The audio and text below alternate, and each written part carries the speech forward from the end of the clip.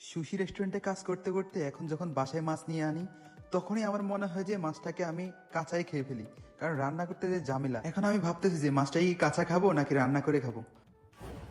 2,000 years later. ভাই রান্না তো করে ফেললেন, কিন্তু মাছের নাম তো বললেন না। যেহেতু আমাদের মাছের নামটা জানার প্রয়োজন, তাই আমরা মাছটাকে আগের পর্যায়ে নিয়ে আসব। তাই প্রথমত তরকারিটাকে চুলার উপর বসিয়ে আলতোভাবে কিছু নাড়াচাড়া দিয়ে এরপর মাছটাকে আলাদা করে নেব।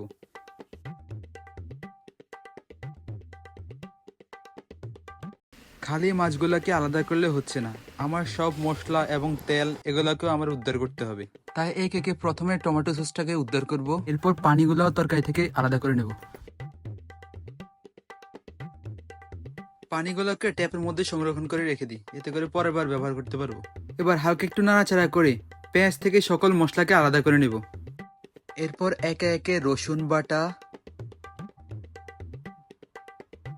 জিরা, মরিচ এবং হলুদকে পেঁয়াজ থেকে আলাদা করে নেব। এরপর লবণটাকে আলাদা করে নিচ্ছি।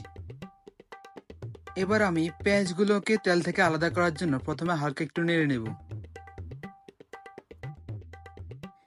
এতে করে তেল থেকে পেঁয়াজগুলো আলাদা করা অনেক সহজ হয়ে গেল। এবার তেলগুলোকে আমি উঠিয়ে নিব।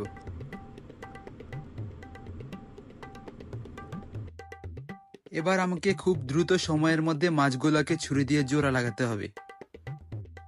তবে আমাকে ভুলে গেলেও চলবে না, মাছের পেটের যে অংশগুলো ছিল সেগুলো একত্রে জোড়া লাগাতে হবে।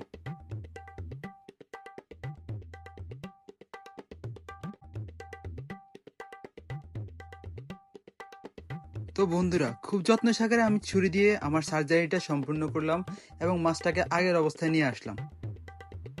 তবে আমাকে ভুলে গেলে চলবে না যে মাছেরও পাখনা আছে।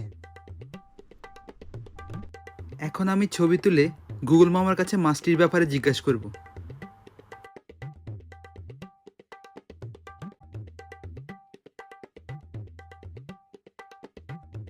This fish name is tuna. অবশেষে এত কষ্টের পর মাছটির নাম জানতে পারলাম। অবশেষে আমি নিশ্চিত যে এটা টুনা মাছ এবং সেটা কনফার্ম করে আমি খেলাম। তো ভিডিওটা যদি ভালো লাগে তাহলে অবশ্যই লাইক করবেন এবং কি বন্ধুদের সাথে শেয়ার করতে ভুলবেন না। ধন্যবাদ।